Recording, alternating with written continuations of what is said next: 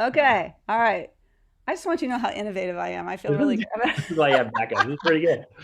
Okay, I don't know if you guys have got this as the big picture here, but again, it starts with your definition, and there's sort of effectively three categories of positioning and marketing, and it really has to do with whether you look exactly like something that somebody else has already done, whether you look like something somebody's done but you're different, and whether you're actually just a completely new concept. And the challenge that we have with the different categories, of course, if you're over here and you're the in my case I live in San Juan Capistrano, and you're the 20th Mexican restaurant in San Juan Capistrano, you're kind of fighting uphill here. And you might have a better location, you might be on the corner, you might serve black beans instead of refried beans, whatever. But there's not a lot of differentiation, which makes it really, really hard to be in that market. I had a friend who told me their son, who's just graduated from Cal, was going to do a T-shirt business, and I was like, not T-shirts. Similar but different. This is usually where the simpler the message is that you're similar but different, but actually being different as opposed to similar and actually being pretty much the same. Those messages travel further, and that's a good place to be. And then this last one, where you're creating a new category, is actually really challenging. You should be expecting to spend a lot of money, because when you're creating a new category, it's really difficult necessarily to squeeze it into people's minds. And as an example, back in the dark ages, before many people in the HMC INQ were born, we had cell phones that had been introduced, and they were very large and relatively heavy. And as Josh well remembers, we dialed into the internet through something called a modem. And I was working with a company at the time that was developing, the product category was basically cellular fax modem phone. That was what the category was. And so we were basically creating a new category in addition to trying to sell product. And that just turns out to be really expensive. No sign, Josh? It's here. Yep. Okay. Give me a second to get it Okay. open. Well, the And really cool graphics aren't yeah, it until looks much next better slide. actually. I'm going along. I'm not going to share. I'm just going to go on with it on my own. Okay. Target market and customers. So again, you're defining at the very beginning your target market and customers. I know is Stevie. Yeah, Stevie's here. Stevie's talking about, I think, wearables. Would you say, Stevie? And you've pretty much already defined the market itself, or the type of category of thing that you're producing. So as Josh was talking about in our very first meeting, he's talking about how fast is the market growing. Josh was saying you want a 20% market growth rate, but you can also have a 20% growth within an existing market. So you want to be asking yourself, what kind of a share can you get if you're going to produce something similar? Oh my goodness, look Am at I this. here? Oh. Better. Whoa. Oh wait, yeah, great. But do we want to see the notes? I'm gonna. Yeah. Okay. I'm going full screen. Oh, that's the wrong link. I couldn't see what I was doing. There we go. Present. Okay. All right. Awesome. Thank you. So in particular, you really want to look for these inflection points and windows of opportunity. Those of you that have read any of Malcolm Gladwell's books will talk. He talks about particular opportunities for breaking into markets, and Josh is actually a really good example of when there's a window of opportunity that is unique. And actually, COVID presents an example of a window that's particularly unique. But one of the ones I like to refer to is back 100 years ago when I was working at Apple. Apple had introduced the Macs, and they had introduced Color Macs. And at the time, the only printer interfaces Apple had were direct interfaces. So they had their own printers, and they wanted to sell their own printers. They were going to sell the Mac and the printer, and there were no open interfaces. And a whole lot of the printer companies that already had actually probably better quality printers decided to hack the drivers. And as a result, a company like HP, while we now think of it as a monolith in printers, was a little bit more evenly competitive at the time. Got into that market at a time when everybody else was like, "Ooh, hack the printer drivers. That would be really hard." And in fact, it actually was harder than it sounds, because there were very few people there were very few programmers at that point that were that deep into code that could actually hack printer drivers, and they were all assigned to other jobs. And so people were hiring like 16-year-old Australians to do this printer driver hacking. But what happened was, when Apple finally went to open interfaces, then Hewlett Packard was already really in the market. And it did mean they had to be on top of whenever the drivers changed, or whenever the software was being changed at Apple, but it let them get in the door. So it was a window of opportunity and an inflection point that didn't exist. And as an example, I'll throw out for you right now. And actually, it's funny. Josh is talking about the new Zoom, new latest Zoom features, right? Because if we think about a market leader at this point, we would say Zoom is probably the market leader, at least across consumers and possibly education, a number of other markets. And at the end of the day, what features do you want out of Zoom that Zoom is not providing it? And we clearly think that being able to give control to presentations would be one of a feature that could be added. If you were willing to hack and willing to stay on top of how often they release software, a feature that you might be able to plug in and change Zoom and make, and charge for that people would value. So, okay. And but B2B and B2C, your marketing is going to change. Your promotions are going to change a lot if you're B2B, B2C. And we'll talk a little bit about that. But Edith Harbaugh was an example. I was in her last breakout room with her last week, and she mentioned on her B2C, she was B2C, and somebody said, "Well, I have this," or she's B2B, and somebody asked her a question as B2C, and she said, "Well, I don't know anything about that," and tends to be it doesn't have to be true, because you can be B2B and B2C, but the two places are pretty different. Okay, ready to go. Okay, so this is something. One thing where we only have 10 more minutes, then we're going back into it. So sorry, I know we were a little late to start. Okay, all right. Well, then I will try and be very quick on that.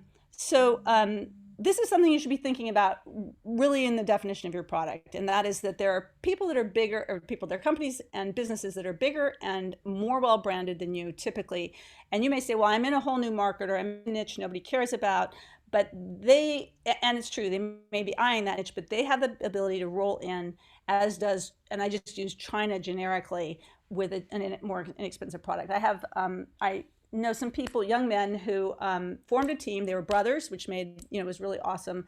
And they had a father with significant manufacturing expertise in China. They were very deep. They were Harvard CS slash AI types of people, and they decided to do robotic vacuums, and they actually won a 2019 CES Innovators Award, and they were also super internet savvy. So I just want to say that, because I think people 30 and under have some real advantages in marketing that older marketing people might not have. But doing Reddit, Slack, GitHub, Discords, there are channels that you know about that other people don't. At any rate, they went into this market. Does anybody know, and you can just shout it out, does anybody know who the lead brand in the robotics vacuum cleaner market is? iRobot. Yeah, iRobot, exactly. And it turns out now as well, of course, Samsung has entered, and Sharp has entered, and Philips has entered, et cetera, et cetera, et cetera. So basically they're at the high end with their brand. And then China has produced a ton of low-end products that are being sold through Amazon. And of course, they got completely squeezed right in the middle, right between those two groups. Okay, go ahead, Josh. So what your marketing is going to do, or part of what you're doing, is you're baking into your marketing some of your barriers to entry. And I'm going to just try and hit this really carefully. Partnerships, a good example of a partnerships might be Jobs and Wozniak. Jobs was nothing without Wozniak, but then it became without Wozniak. So that actually is team mix. Partnerships might be you've decided to do a deal with Amazon or what have you. Business models, super important, because you can change your business model. You can decide you're going to give everything away for free in the beginning and make it up at the back end. You just have to make it up, because it could be really expensive. Critical barrier to entry is usually IP. If you've got something that's hard to reverse engineer, hard to imitate, that's the sweetest spot, but that doesn't mean you can't be successful. Go ahead, hit yeah. So there you go. So it turns out that as you go about doing these business models, partnerships, team mix, building your brand recognition and your IP, those all funnel into your marketing and help you distinguish yourself in the marketplace. Go ahead. Credibility is also one of these. So again, what you're trying to do is put your positioning is going to be something that causes you to put down roots in other people's minds. The market's super crowded and loud. People are all saying they're the best. What is going to allow people to have a hook, just to remember what you do and how you're different? And you see this a lot with movies, and you'll hear this a lot when people talk about how they're making a movie. And one of the most famous ones was was Alien. The first Alien was pitched as Jaws in space. So that's an example of positioning. It's like Jaws, but it's in space. You all get the idea, and it immediately clicks, and that allows people to remember what it is. You might not want it still, but you know what it is. Okay, Josh, go ahead. All right. So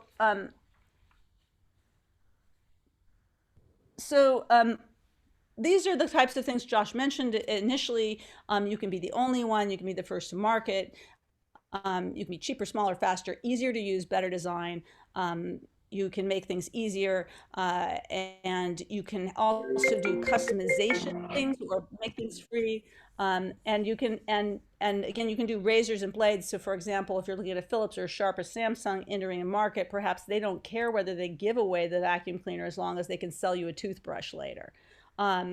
And this bottom one about the adopted by and endorsed by and partnered with, it is more important than it used to be. Less important for B2B, unless of course it's a partner or a competitor. We're my husband and I are invested in a self-driving car sensor company, and you're the first company to pick you up, Volvo, Mercedes, et cetera, creates enormous additional credibility that you might not have otherwise. Okay, Josh, this is the fastest presentation ever. And you only got like about, I don't know, 5 more minutes. 2 minutes, yeah. Okay, well, I've only got 2 more slides. Oh, so perfect. Cool. That's good.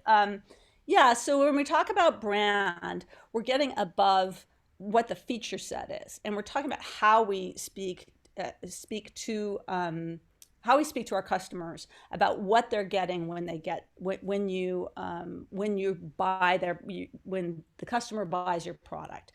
So typically you might think, well, our features and attributes, we're faster, et cetera. But the question is, what is the benefit, and how are we selling those benefits to customers, as opposed to faster itself? You don't want to just stop with faster. It's faster, and therefore you get more work done. You're more productive.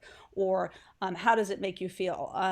It muffles the sound of your children in the background while you're on Zoom, and therefore you're going to feel more professional and you're going to appear more professional. And lastly, as Josh was talking about, this fun and this trustworthy, this sort of image you want to project, is the kind of the lingering feeling you have after you've bought the product and you think, that was a smart move. I'm really glad I was smart, or I'm really glad I got this fun thing, or I super trust this company. And that's why when somebody asked early on, how soon do you start with this? How soon do you start your marketing? The answer has to be, you should be thinking about this from the very beginning. Are you hiring trustworthy people? Are they sending trustworthy messages about trust? Do they imply that it's all trustworthy? Or have you set yourself up in conflict with that set of values? Okay, go ahead and hit the next one, Josh. Yeah.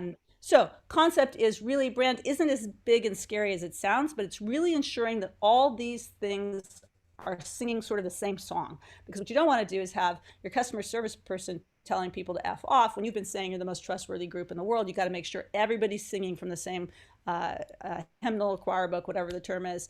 And that then creates additional barriers to competition, because once you're known for your brand, people can try and blur that brand. But the reality is that's where you've taken that particular location. Okay, Josh, one more. All right. So we were going to talk more about these. We're not going to be talking as much about them right now. You're welcome to send me email, which will be on the next slide. But I did want to specifically mention counter publicity right now, because I had a situation with my most recent organization, my most recent nonprofit, where I had an article that was badly written about me. The self-driving sensor car company, actually cars, but sensors, their competitors are all claiming they have the same feature set, even though they can't deliver on it. And so it's sort of a new level of faux news going on in the marketplace. And Josh even himself said, you can just go out and tell people you're doing it, and that was certainly had happened to me as well. When I moved into this market, somebody had claimed they were already doing what I was going to do. And it turned out that they didn't deliver at all, but they'd already taken a lot of the publicity away. So that's about all the time we have time for. Next slide, Josh. Yeah. My email address. And happy to answer any questions. I'm sorry we're out of time. All right. We got 3, 4, 5 minutes. I'll stop the share. Oh, okay.